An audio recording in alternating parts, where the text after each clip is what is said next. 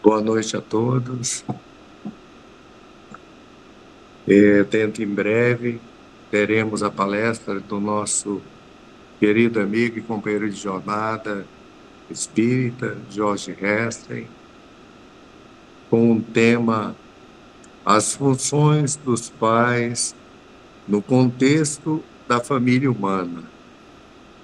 Antes de passarmos a palavra ao nosso querido irmão, faremos uma prece de abertura das atividades na Casa Espírita Fonte Esperança da noite de hoje e seguiremos sob a inspiração do Cristo e de seus mensageiros em mais este momento de reflexão profunda sobre os aspectos das emoções, dos sentimentos humanos vinculados à família terrena. Amado Senhor,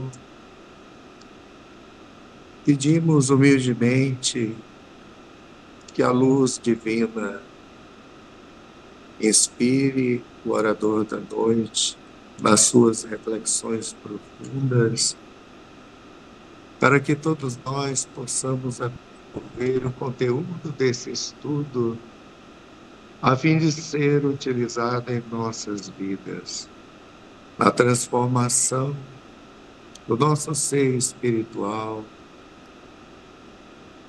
submetendo ao crivo da razão todas as nossas angústias, dores, percepções e sofrimentos.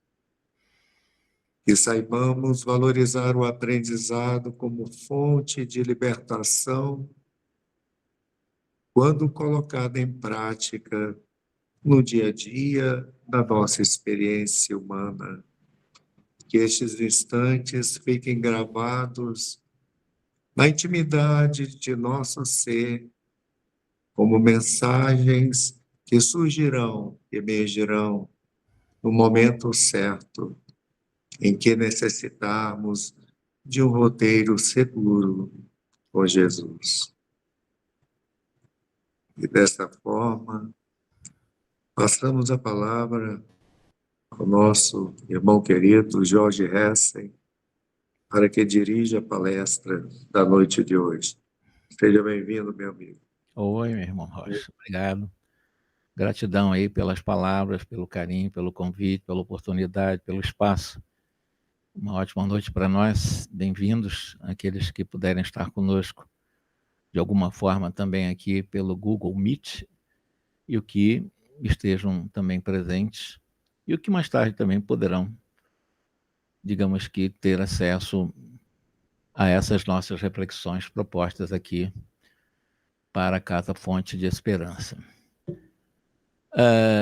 Na realidade, falar sobre a família numa perspectiva mais profunda, no sentido de uma pedagogia, de uma psicologia, em que a temática reencarnação passa dentro dos conceitos de educação, como sendo a mais profunda das educações, porque a educação dentro do contexto consagrado pela ciência materialista considera o ser humano apenas do momento que nasce até o momento que morre.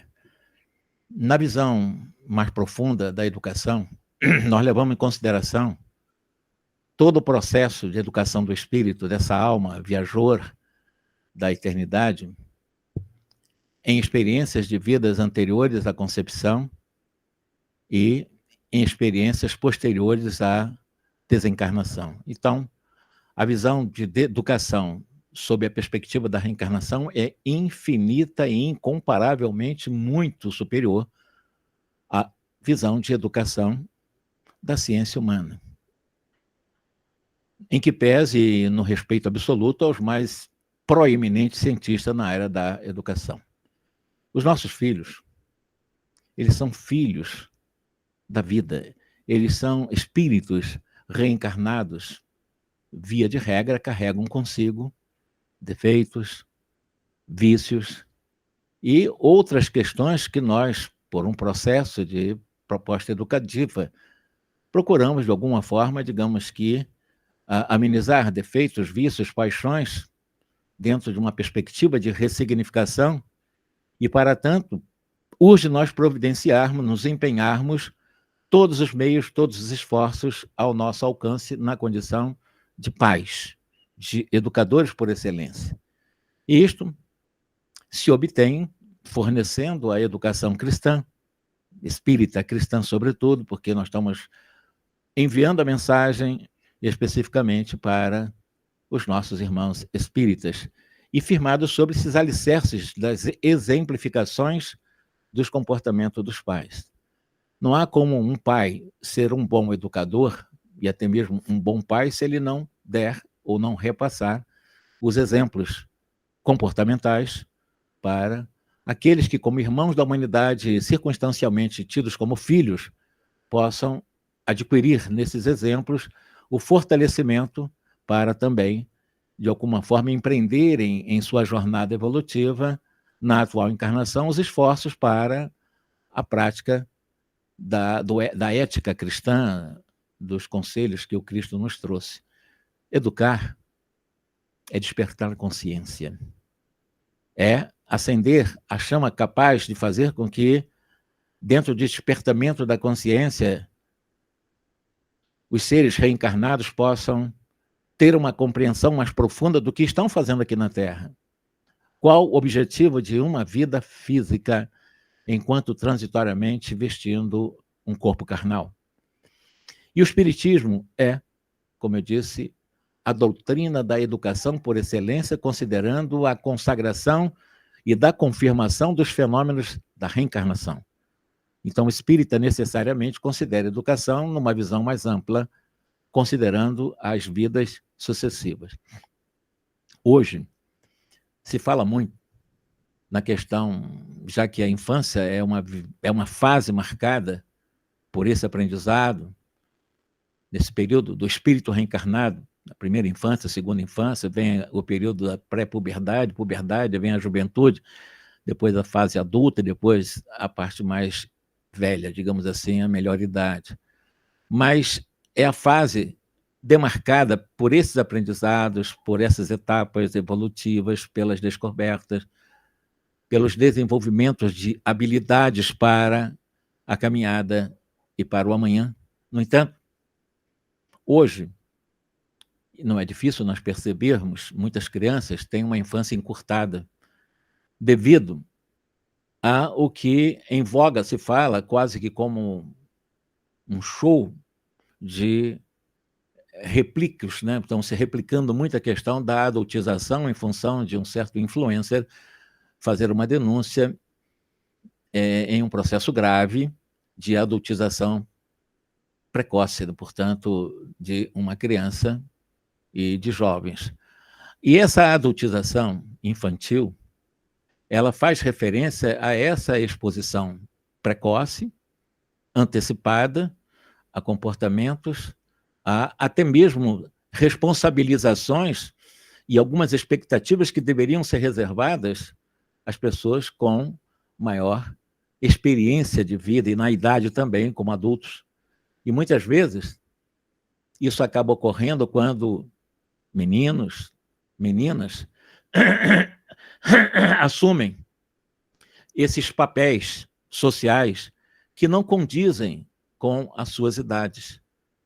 Seja lá cuidar de irmãos mais novos, no mundo ainda de tantas injustiças chamadas sociais, em que há um desnível muito grande das questões das repartições dos bens, considerando as grandes limitações socioeconômicas, né?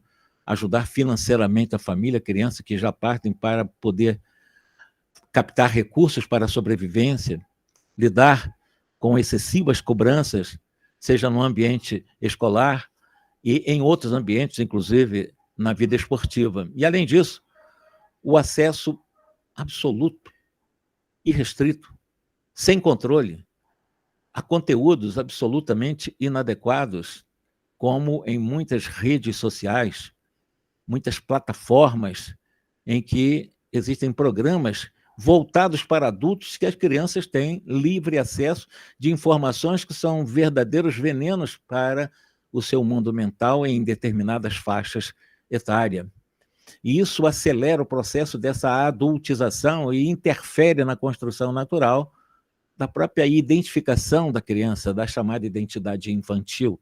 Cada fase ela tem a sua lógica dentro, na perspectiva de uma reencarnação para esse espírito.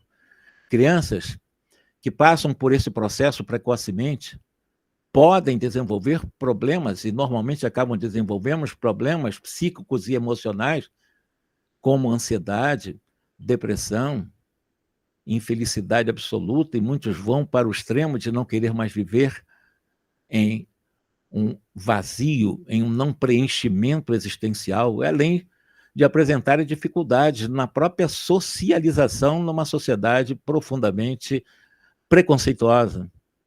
Então, na formação de uma identidade própria, elas vão ter os seus limites em função dessa antecipação, nessa adultização precoce.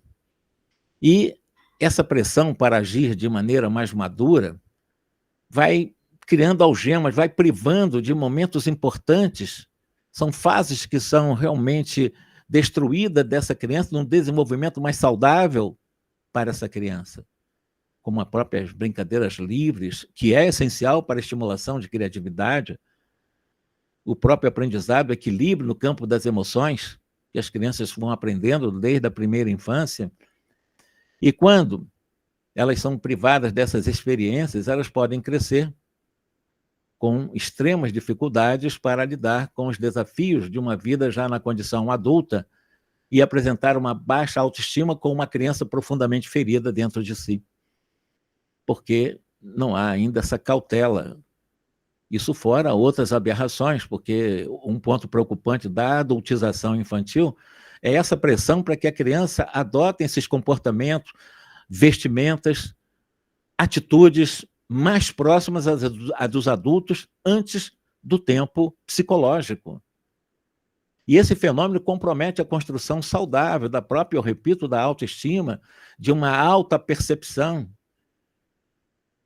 Isso é trágico para a sociedade, além de tornar meninos e meninas muito mais vulneráveis a excessivas situações de explorações, normalmente no campo da sexualidade. E em razão dessa calamidade, é claro que é necessário que a nossa sociedade possa incluir famílias, ou seja, eu estou incluindo, de alguma forma, como quisto, né? A sociedade, família, escola, governo, para que se mobilizem tais instituições, tais departamentos, para a garantia de que uma criança possa viver plenamente o seu momento infantil. E a valorização do brincar, do lazer, o próprio monitoramento do acesso a esses conteúdos digitais, isso é extremamente importante. O estímulo a uma educação equilibrada e a criação de ambientes que façam uma psicosfera mais familiar, mais social, mais acolhedor.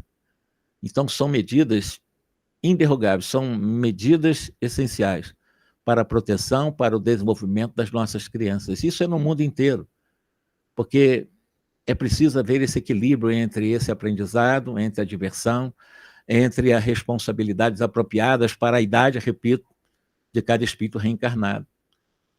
E aí eu diria que seria a chave para garantir que as crianças possam crescer com mais segurança, com mais autonomia, com mais autoestima, fortalecendo o seu próprio ser como um ser social. Na verdade, hoje as famílias estão disfuncionais, boa parte delas.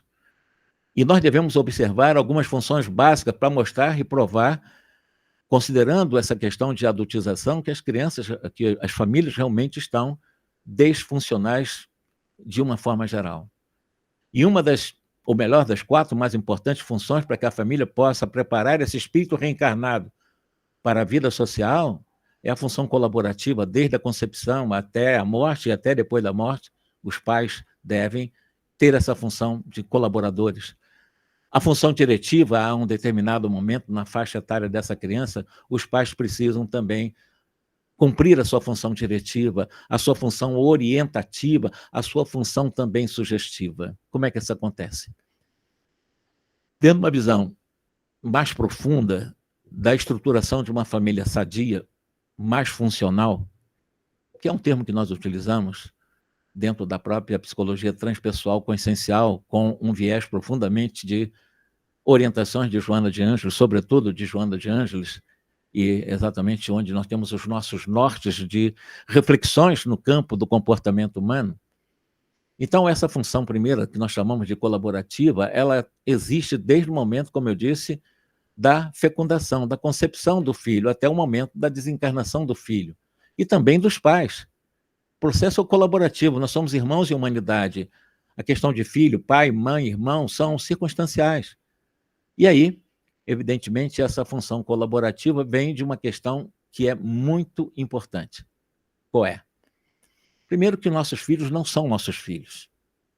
Os filhos são filhos de Deus. Nós somos agentes de materialização de um espírito irmão nosso de humanidade.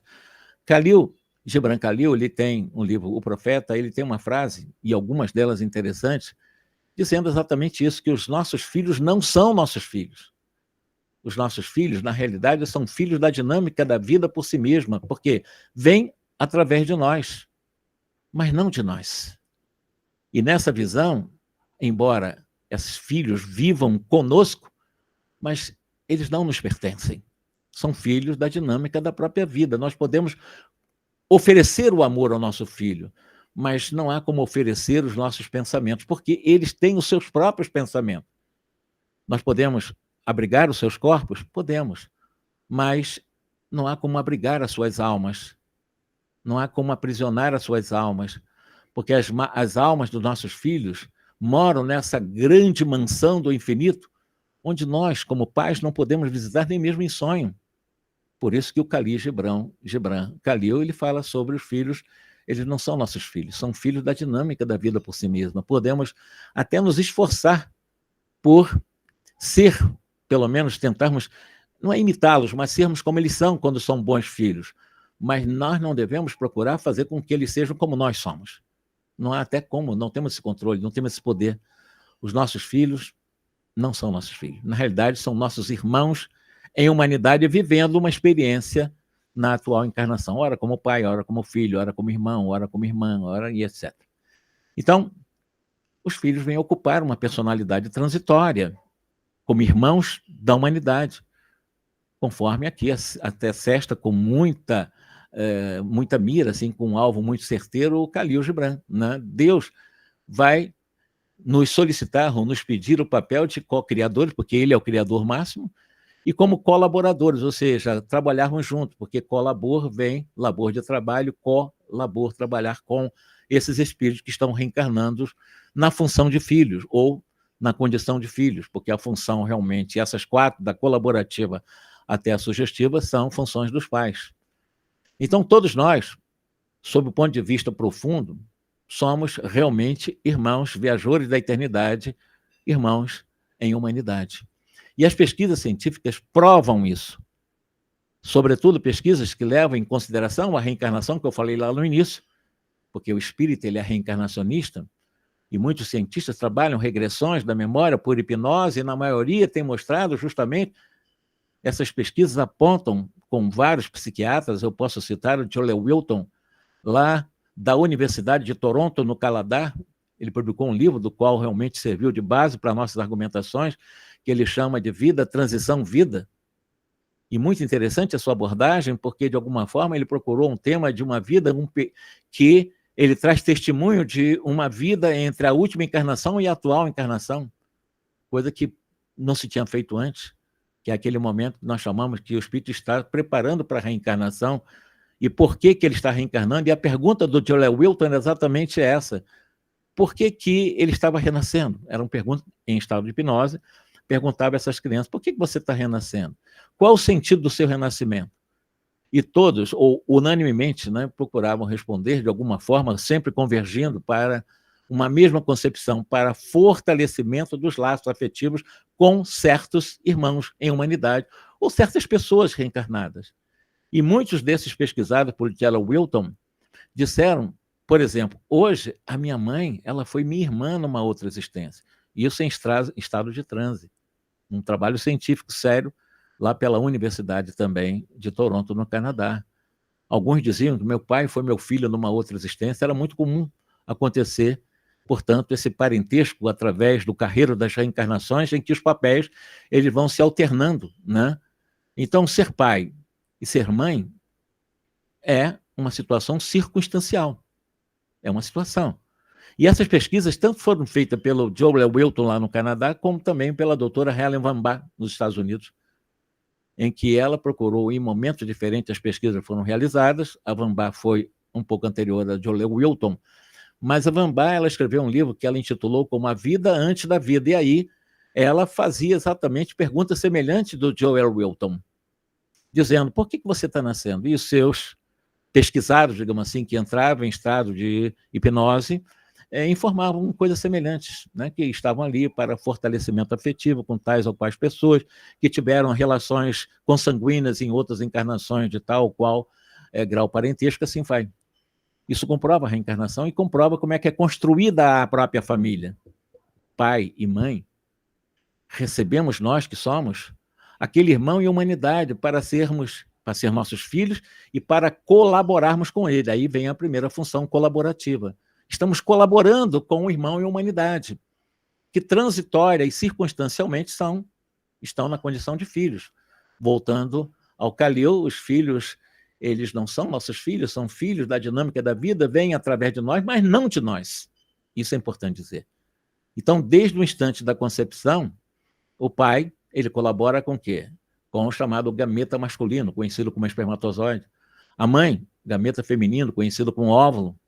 E a união dessas duas células, que o pai colabora e a mãe colabora, forma o chamado zigoto ou ovos. A partir daí desenvolve-se um embrião, mais ou menos por umas 9 semanas, e logo depois surge o feto, e após 9 meses, ou um pouco menos, alguns mais, de uma regra geral, 9 meses, o irmão renasce a partir dessa concepção. E aí temos um irmão na humanidade com esse papel de filho, filha e etc. Então, nesse processo, há essa colaboração. Por isso que a função colaborativa começa na concepção. É a colaboração de um homem, é a colaboração de uma mulher, que vão oferecer cada um uma célula, e cada um com a metade dos cromossomos para formar o corpo desse irmão em humanidade reencarnado. E a partir daí surge essa função, como eu disse, colaborativa, que vem de colaboração. Então, vão colaborar na evolução daquele irmão de humanidade. Essa função ela é extremamente importante porque ela passa por todas as fases do crescimento desse espírito. É um irmão de humanidade, que momentaneamente será, como eu disse, na condição de filho daquele casal, que terá, o casal pelo menos, o compromisso colaborativo para ajudar esse espírito reencarnado em suas fases de crescimento. Veja que nós começamos com questão de adultização. Esse espírito reencarnado precisa ser respeitado as suas etapas, as suas fases de crescimento. E a mãe, nesse processo de colaboração, tem uma função vertical, até porque o compromisso dela é de muito maior intensidade, até porque, além de ela oferecer o gameta feminino, ela oferece o útero, né? E ela é considerada, segundo Jung, né, o arquétipo da verticalidade, porque ela representa essa comunhão entre o filho e o criador, como a co-criadora mais proeminente no processo, porque fica muito mais tempo ela cedendo ou colaborando com seu corpo para esse espírito. E o pai, no sentido de pai, né, o homem, ele tem uma função mais horizontal. Jorge, Oi. nós perdemos aí 1 minuto ou 2 que ficamos sem som. Só para você saber. Será que eu não sei onde que parou, né? Para poder fazer a sequência. Mas tudo bem, vamos dar sequência. Parou, foi aqui, é?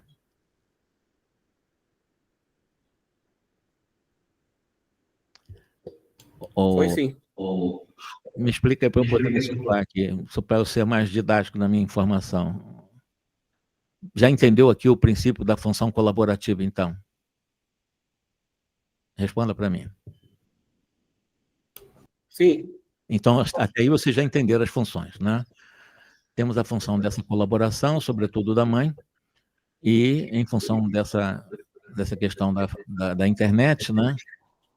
nós estamos recebendo na condição de pai, né? Eu disse que a mãe tem essa função vertical, porque ela colabora com muito mais intensidade, né? E o pai um pouco menos, né? Mas no eixo está aí o filho para receber a colaboração dos pais para poder, nessa encarnação, crescer. E a partir dessa concepção, surge, como eu disse, essa proposta colaborativa, né, para esse irmão de humanidade em um período em que está programado para ela viver na Terra, para que os pais sejam verdadeiramente seus educadores. Infelizmente, nós vivemos momentos bastante tumultuados, eu diria que muito superficialistas, porque muitos pais têm, eu diria que, abandonado a função colaborativa.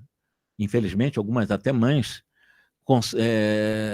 não querem conceber os filhos, ou muitas delas, a partir da concepção, até expelem os filhos, abortam, optam por não ter o filho, né?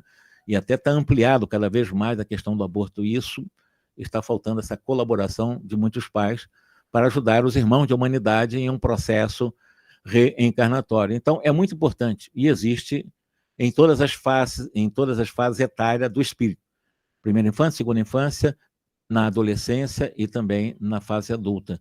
Agora, existem outras funções que nós chamamos de, numa visão profunda da psicologia e também da própria pedagogia, que é a função diretiva.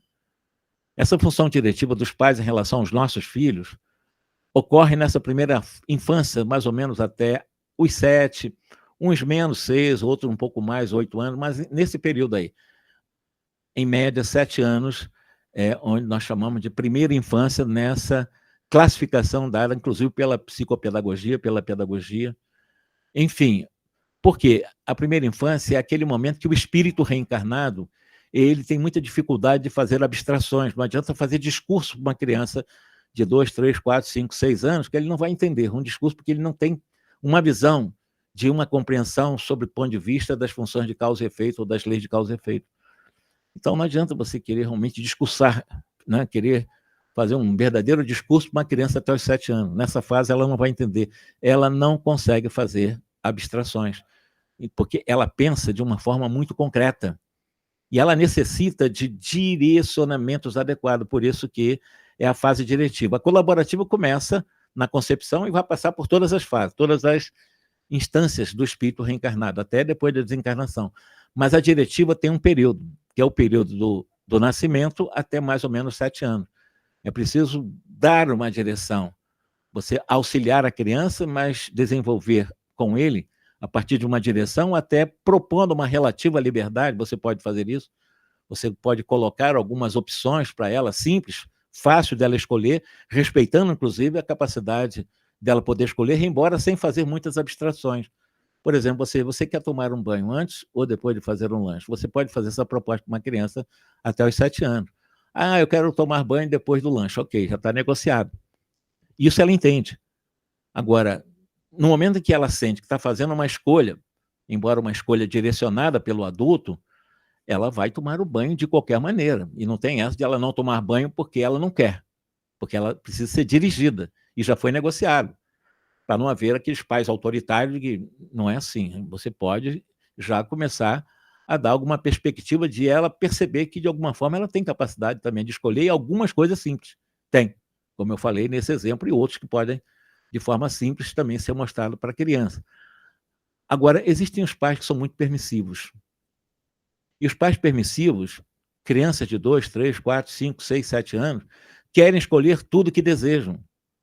São pais que não estão exercendo a função diretiva e nem colaborativa, porque se os pais se deixam levar e baixam a cabeça uma criança até os 7 anos de idade, principalmente na área de... Não, só come o que ela quer, né? O que elas desejam comer. Ela impõe nos próprios pais esses desejos. Então, é necessário que o pai e a mãe direcione a criança e não seja direcionado por essa criança até os 7 anos de idade, sobretudo, porque, nesse caso, os pais é que estão sendo dirigidos.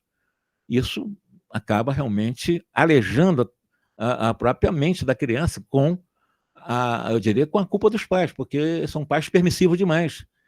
Porque pais permissivos invertem os papéis e passam esses pais serem dirigidos por crianças na primeira infância, como se essas crianças fossem os adultos e os pais as criancinhas. É o que está acontecendo hoje. As crianças mandam e desmandam nos pais, fazem pirraça, e os pais não fazem nada. Está perdendo a função diretiva, é uma família disfuncional, é uma família que vai trazer aleijões para esse espírito reencarnado, porque esse espírito está pedindo essa direção. Até os 7 anos não tem essa capacidade de abstração, e não tem mesmo. Então, hoje, é essa permissibilidade muito grande, muito intensa, e são os filhos que estão, em boa parte, dirigindo seus pais. O pai não diz não, não traça uma linha de limite entre os filhos. Estamos criando os filhos aleijados. Basta a criança começar a expressar suas vontadezinhas e os pais se curvam à vontade dos filhos. E aí? Tem pais e mães que só oferecem para os seus filhos exatamente aquilo que ele gosta de comer. E aí? A parte da nutrição, a parte saudável da nutrição, pouco importa para esses pais permissivos. Então, se o filho só quer comer, por exemplo, o miojo da vida, né, as batatas fritas da vida, que seja assim, os pais não estão nem aí. E se esses pais permissivos não derem a ela essas coisas que são muito tóxicas para a criança até os 7 anos, essa criança que quer dirigir os seus pais vai chorar até conseguir. Aí os pais vão sendo direcionados por esse filho, sem realizar a função diretiva. Função que é extremamente importante para a formação do caráter desse filho a partir da primeira infância, que traz, como eu disse, muitas tendências do passado, muitos vícios do passado. E os pais responderão como Cicerone. Então, nessa fase de 0 a 7 anos de idade, mais ou menos, é necessário que o pai direcione o filho e a filha para o bem, para o belo, para o bom, para a harmonia, para a paz, para o amor, para a dignidade, para a disciplina. E sempre, até os 7 anos, percebam bem, colocando o limite nessa relação. E não ser dirigido pelas crianças. Senão perde a função e, eu repito, será uma família desfuncional. E é o que eu estou dizendo, a maioria das famílias que eu conheço são disfuncionais. E falo isso porque, de alguma forma, a gente tem na literatura exemplos de várias pesquisas que apontam para essa certeza. Então, colaborando com aquela criança, para que ela seja direcionada, então tu tem a função colaborativa e, ao mesmo tempo, também a diretiva, para que ela possa ter uma vida mais harmoniosa, mais sadia, mas mantendo exatamente esses limites até os 7 anos de idade. Você pode ceder um pouquinho a partir daí. Na segunda infância. Então, os pais devem observar essa índole da criança.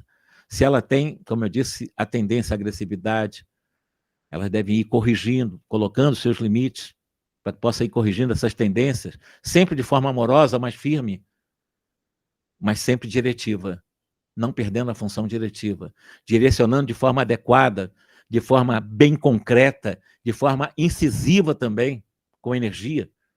Ou seja, fazer aquilo que pode e aquilo que não pode. Essa criança, você pode fazer isso, você não pode fazer isso, ela vai entender. E é isso que realmente você deve fazer assim, você não deve fazer assim. Ou seja, dá para fazer isso dentro de colocar esses limites, sempre de uma forma bem direcionada, para que a criança possa se libertar de uma tendência negativa que já traz do passado, que ela já trouxe, né, de um passado, para que ela possa ser educada, reeducada, para ser, ter uma base, para que o passado não fale tão alto, porque os pais foram permissivos demais. E sempre de forma amorosa, o pai colocar esse limite, de uma forma equilibrada. Então, a questão diretiva, para mim, é uma das mais importantes, ela vai contribuir para que, no início da reencarnação do espírito, ele tenha exatamente essas regras para serem cumpridas. Existe um momento que nós chamamos que é a função orientativa. Essa função orientativa, o próprio nome está dizendo, você vai orientar. Na primeira diretiva, e eu disse que a colaborativa, a função colaborativa passa por todas as fases, né, das faixas etárias. Mas essa orientativa, ou que vai indicar a orientação, já a partir dos 7 anos. Por quê? Porque a partir daí a criança já tem uma habilidade maior de abstração, o que a criança até os 7 anos não tem. Então, ela já consegue entender conceitos um pouco mais abstratos a partir dos 8 anos. O espírito já tem essa capacidade.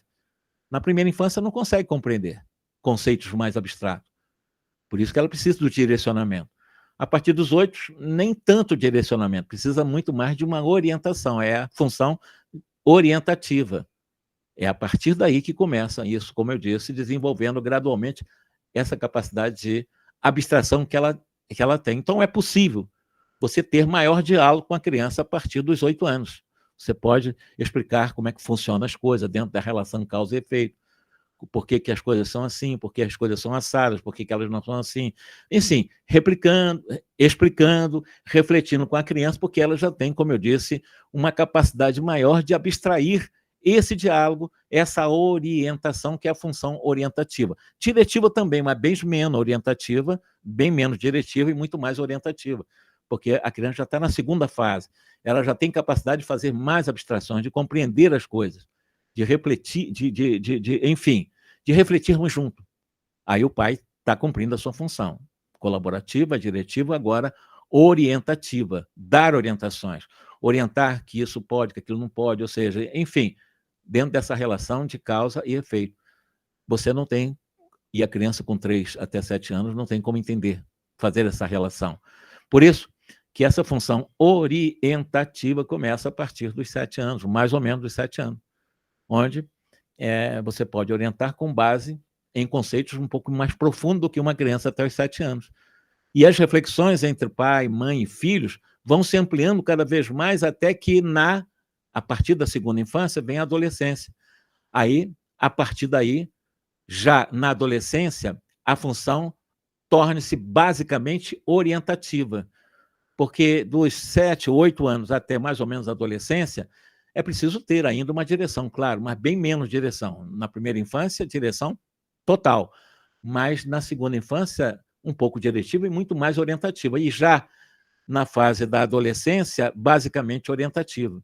E mesmo assim, quando se fala orientativa, com o jovem, ele, de alguma forma, ele bate de frente. O adolescente ele já tem uma capacidade bem maior de abstração, de entendimento, de diálogos.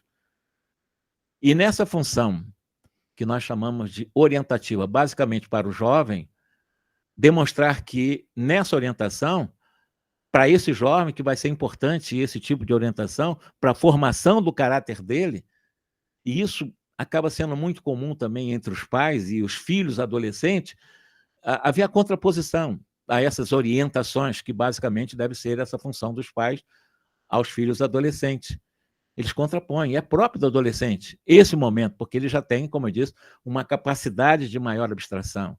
Há como fazer muito mais movimento de diálogos, e essas contraposições, porque ele está se afirmando de alguma forma. Ele já tem esse potencial de muito mais acúmulo de informações, mas os pais precisam exercer a função orientativa para o jovem. Não pode perder a conexão dessa função orientativa para ser uma família ou uma família que eu chamo assim realmente completamente funcional. Então, nessa fase, a própria personalidade desse espírito reencarnado na adolescência e as suas características estão muito fortemente ligados também ao seu passado, que são potencializados numa adolescência, com a diferença que na adolescência ela faz muito mais abstração, então torna-se um pouco mais perigoso. Porque na primeira infância, essas tendências, né, agressividade ou outras características negativas que o espírito tem na primeira infância, que é manifestado e dá para você corrigir, dirigir de uma forma mais, criar mais limite, na adolescência você já não consegue mais. E aí, quando explode a chamada epífise, aí complica mais. O jovem, ele acaba realmente trazendo muito mais, digamos assim, complexidade na função orientativa, porque a personalidade de vidas passadas acaba falando forte se ele não teve, se essa família não for funcional, se ele não teve uma boa direção e uma boa orientação na segunda fase da sua infância. Na terceira, vai ser muito complicado essa fase orientativa para o adolescente. Repito, ele está no processo de autoafirmação, muitos deles, nem todos, mas muitos entram em processo de rebeldia, nessa contraposição a essas orientações dos próprios pais, porque é a função dos pais, nessa relação, que ela precisa ser vertical, ou seja, de cima para baixo, porque a relação de irmão para irmão é horizontal, mas de pai para filho é vertical, é de cima para baixo. E dentro dessa realidade é preciso ser trabalhado, com base em boas orientações, focada sempre na formação do caráter desse espírito reencarnado nessa fase adolescente. conduzindo esses nossos filhos para o bem, para o belo, para o bom, como das crianças também, para a harmonia, a paz, para o amor, para a honestidade, para a fidelidade, para a dignidade, para a honradez, para a prática das virtudes de uma forma geral. Então, os pais, eles são verdadeiramente os condutores desse processo, dessas funções, exercendo essas funções, porque a condução também diz respeito a essa função colaborativa. E eu disse que a função colaborativa passa por todas as fases. Primeira fase, que é a primeira infância, segunda infância, adolescência e na fase adulta. Os pais também colaboram com os filhos adultos. Então, a colaboração vai acontecer em todas as fases no desenvolvimento do filho. Eu comecei lá com um processo infeliz de adultização, porque a família está em frangalho, porque as funções não estão sendo exercidas. O que nós estamos vendo são famílias disfuncionais, ora com pais autoritários demais e ora com os pais extremamente permissivos, totalmente disfuncionais. Famílias disfuncionais, filhos disfuncionais e, portanto, uma sociedade que também está disfuncional. E vemos essas aberrações. Voltando à questão do jovem, do adolescente, toda colaboração ela deve ser com base em orientações, não é em direções como se faz na primeira infância, mas orientações profundas, centradas nos valores também profundos, centrados nas virtudes, na dignidade. Como eu disse, na honradez, para que nós possamos forjar aos nossos filhos exatamente uma caminhada, uma jornada mais segura. Mas, como eu falei no início, isso vai depender do que os pais representam para esses filhos na fase da adolescência. Foram bons exemplos? Sim, ótimo. São bons tutores. Não foram? Não serão. Ou não terão vai haver uma reverberação ao processo educativo. Porque os pais não deram exemplo. E o jovem vai rir, embora possa não rir, vai rir espiritualmente. Ou vai rir escondido dos pais que estão querendo ensinar e que os pais não fizeram. Então, a transformação de movimentos negativos em movimento positivo, isso vai acontecer, claro, na primeira infância, na segunda infância e, sobretudo, na adolescência. A diferença é que na adolescência é preciso ser muito melhor explicada. Aí vai a exigência do adolescente, na contraposição. Se os pais não deram exemplo, se os pais não foram exatamente esse modelo de exemplo para esses adolescentes, para que ele realmente explicar o motivo pelo qual as coisas são assim ou são assadas, refletir junto com o adolescente, trabalhando junto com o adolescente, para que ele possa superar os conflitos naturais da idade que vão surgir nessa fase.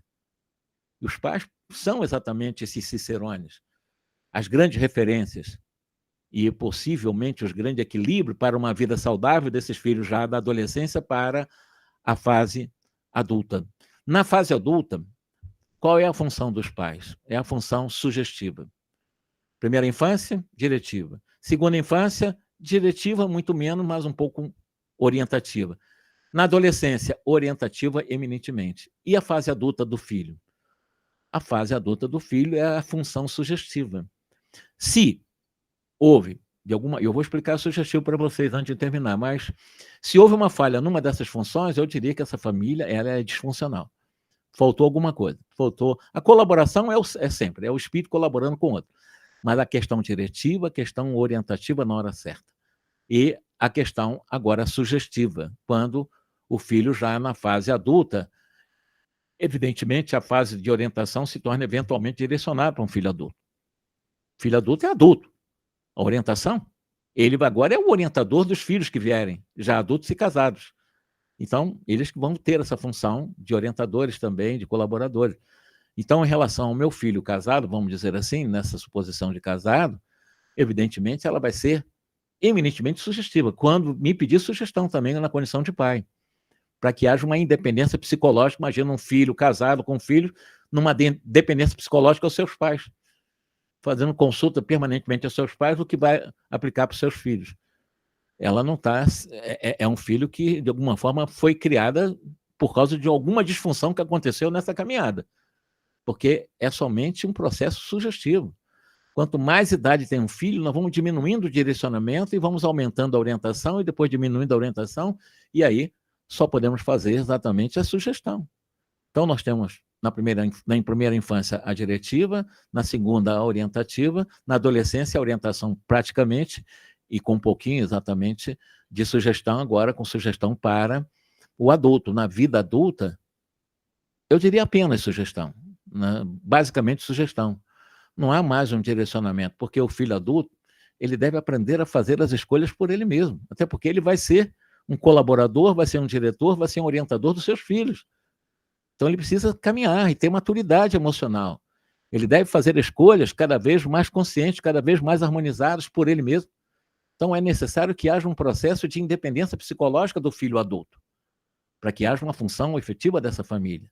Se na primeira infância é natural a dependência psicológica, porque até os 7 anos a criança não conseguiria viver sozinha, evidentemente, a partir da segunda infância você já pode liberar um pouco, mas já um adulto, ele jamais deve se tornar um dependente psicologicamente dos seus pais. Senão, ele realmente veio de uma família disfuncional. E se o pai e a mãe quiserem colaborar com seus filhos adultos, eles vão sugerir para que os filhos, em determinada sugestão, pode até sugerir. Às vezes, o filho pede algumas sugestões. Quando houver um dilema consciencial por parte desse filho adulto, diante de uma escolha importante, os pais podem sugerir, sim, podem sugerir caminhos. Porém, mesmo com sugestões, a decisão deverá sempre ser do filho adulto, nunca dos pais. Fazendo uma retrospectiva, sabe por quê? Porque, de alguma forma, se essa função sugestiva na fase adulta do filho não for executada de uma forma coerente, com bom senso, vai haver uma disfunção absoluta, destruindo, inclusive, provavelmente, a família já construída pelo filho adulto, que é a interferência. Os pais interferindo na vida dos filhos já casados, que também são pais, que, evidentemente, estão disfuncionalmente não trabalhando seus filhos, porque eles mesmos não estão conseguindo realmente essa conexão lógica de uma família que foi disfuncional com ela. Então, basicamente é isso, tá? O que eu queria trazer para nós, já trazendo a questão da adultização, é um assunto sério, grave demais, muito grave, porque o mundo de prova e expiação, as futuras gerações dependem de uma criação realmente muito bem ordenada no processo da infância, porque, como eu disse, a infância será o jovem e o adulto no futuro, depois o velho.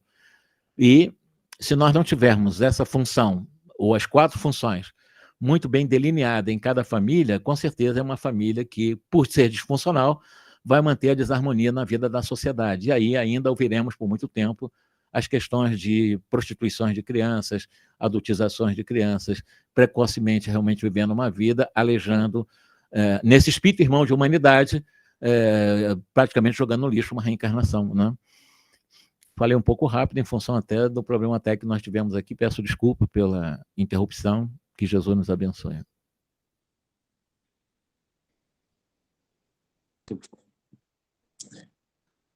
Agradecemos mais uma vez a colaboração do Jorge Hessen. Abraçamos em nome da nossa Casa Espírita. Ontem foi o natalício desse querido amigo. Obrigado. Que está aqui hoje nos presenteando com essa palestra. Que possamos ter novas oportunidades deste envolvimento tão saudável e colaborador e direcionador para nossas vidas.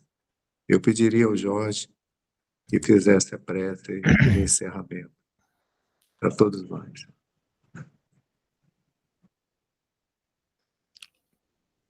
Senhor Jesus, da nossa reflexão na Casa Espírita Fonte de Esperança sobre as funções, as nossas funções como pais, cicerones, dos nossos irmãos de humanidade que transitoriamente estão vivendo sob a nossa tutela, que nós possamos, se tivermos cometido alguns equívocos, corrigir amorosamente, ao reconhecer, assumirmos, responsabilizarmos por alguma falha, mas que nunca nos falte o ânimo para que nós possamos estar permanentemente perseguindo o bem, o belo, o bom, a harmonia, a paz, o amor, acreditando efetivamente no futuro de nossos irmãos da humanidade que transitoriamente são colocados nas condições de filhos, irmãos, pais, tios, avós, que nós possamos nos abraçar, nos unir em nome desse amor maior, porque nós fomos criados por amor, para o exercício do amor, em nome da fonte pura de amor que nós chamamos de Deus. Muita paz e gratidão.